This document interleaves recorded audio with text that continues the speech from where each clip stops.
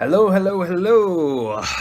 Welcome back to this next World Cup check-in. We are done with the group stages. Absolutely done, finished. Everybody's played 3 games, and 16 teams are already on their way home if they haven't already left Russia. We had 4 games today, and to be honest, I watched only bits and pieces of them, and it really kind of was uneventful, in my opinion, except for the fact that the tiebreak between Senegal and Japan was on the fair play tiebreak. So, I mean, they went all the way through every tiebreak situation. So, goal difference was the same. When they played head to head, they scored the same amount of goals. And then same amount of points, everything. So the fair play tiebreak is whoever had more or whoever had fewer yellow cards would advance. And so that was Japan. And so Japan advanced because they hadn't been penalized as much as Senegal. So I'm okay with that tiebreaker because honestly, if you can't, like, Japan didn't score a goal, Senegal didn't score a goal. One of their guys, there's a picture of him just kind of chilling, literally chilling on the goalpost. Then I think, either team, it's honestly boiling down to some stupid, very small or very vague tiebreak. I'm okay with that, honestly, because, yellow cards are bad, and if you've got fewer, it means that you're playing a cleaner game and that, you're not intentionally fouling. But, whatever. Score goals, people. It works out better. Then you won't have to worry about how many yellow cards you accumulate. So they had 2 games. Colombia played Senegal. They won 1-0. So they advanced, hopping Senegal in the group. Japan played Poland. Poland were already dead, so they just had to play, which is kind of a shitty situation to be in, is just playing a game for fun. But they finally scored a goal, so good for Poland. And they beat Japan. They got a win. So they can go home with 3 points, but they're going home. 1-0 to Poland. Then later on, we had England playing Belgium, which was supposed to be the sort of highlight of the day, but it wasn't because both teams put out basically a second squad. So they put out their bench players, their reserve players, and basically were resting everybody, which is logically sound, but from a fan's perspective, it's kind of like, boo, give us entertainment type thing. And neither team really played exciting football from what I gather. There was only one moment of brilliance, and that was the goal. You could probably look it up and just in the highlights through that. But Belgium won 1-0, which ultimately the debate, well, I'll tell you, the other result was Tunisia-Panama. Tunisia won 2-1, so Panama didn't get a win at their first World Cup. And Tunisia, I think, finally got their win. Regardless, they're both going home, so it didn't matter. It was a pointless game. So back to England and Belgium. So because of the way the bracket worked out, it was kind of like, no, you lose, or no, you can win. No, you can win. Because when you look at the bracket and who is on the bracket, on which side of the bracket, there's a distinct weight or heaviness about one side of the bracket compared to the other. And by that I mean there's a distinct surplus of really good teams on one side, and then there's everybody else on the other side. And what I'm talking about is Uruguay, Portugal, France, Argentina, Brazil, Mexico, and now Belgium are the 7 teams on one side of the bracket. That's not fun, because no matter what, if you win, you're going to have another tough game, and it could be very hard for you to advance. Japan, unfortunately, I don't think are going to win their game against Belgium, just because I think Belgium are rested. Japan looked lethargic against Poland, of all teams, and um, ultimately, they just kind of they. I don't think they have the quality, and yeah. On the other side of the bracket, just in comparison, the good, quote unquote good teams are Spain, Croatia, Colombia, and I guess England. So just four goodish teams. The other teams, Russia, are sort of good. They're on home soil, but to be honest, I think once they come up against actual opposition like they did, playing against Uruguay, they're going to lose. So I think Spain are going to beat them pretty handily. Denmark, they're all right, but they really haven't been flashy. They've just sort of gotten the job done. Sweden, they did okay. They smashed Mexico, a very, very complacent Mexico, who almost got knocked out, but because South Korea beat Germany, they essentially saved Mexico. So Switzerland are probably a decentish side. They're actually pretty good. I think they've up in the things. So, but when you look at just in general the bracket, you look at the top sides, and I mean it's just heavyweights on one side and maybe medium and a few heavyweights tossed in there. Regardless, we're on to the round of 16, which means there are 16 teams, and after 3 game days, 2 games per day, ultimately there's going to be only 8, and then 4, and then we're going to have a finals. So this is going to be very exciting stuff. So let's just go through the bracket, who I think are going to advance, sort of the major problems or major sort of narratives. And I think the overall narrative is really anybody could win this World Cup who plays through, except for maybe Japan. I don't know. But really anybody could win this World Cup because nobody's really been flashy against a big side, a big team.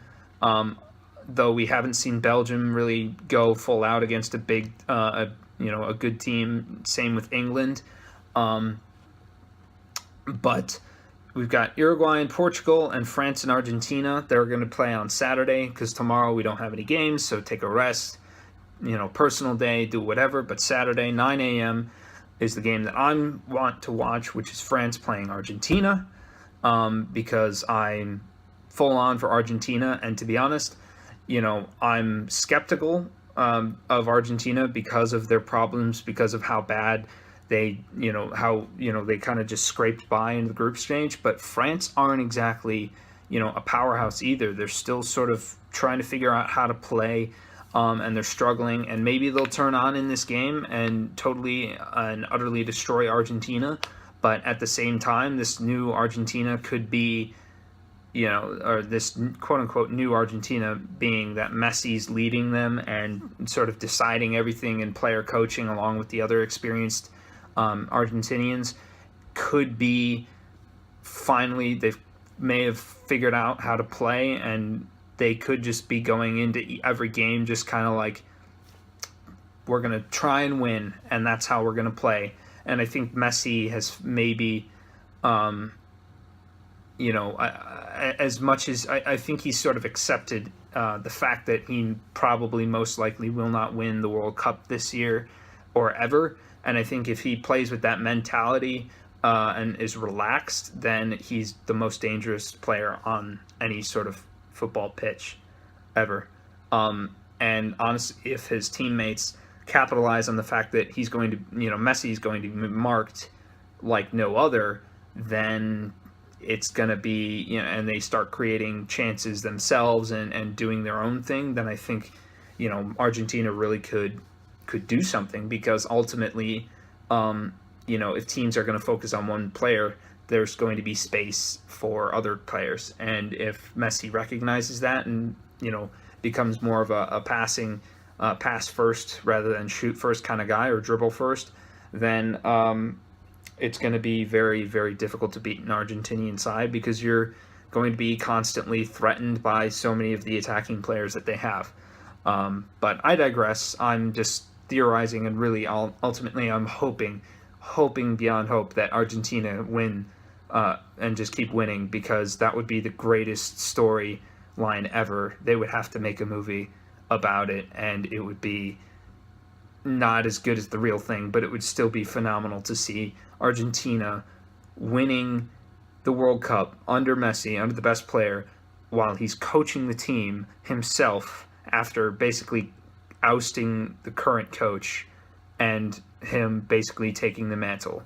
Additionally, the other game in that same part of the bracket is Uruguay versus Portugal, and then either way, whichever team comes out of Uruguay versus Portugal, there's going to be a storyline, because Argentina and Uruguay are famous rivals in terms of the countries, and then you've got Portugal and Argentina, Cristiano Ronaldo, Lionel Messi. Who really is the better team?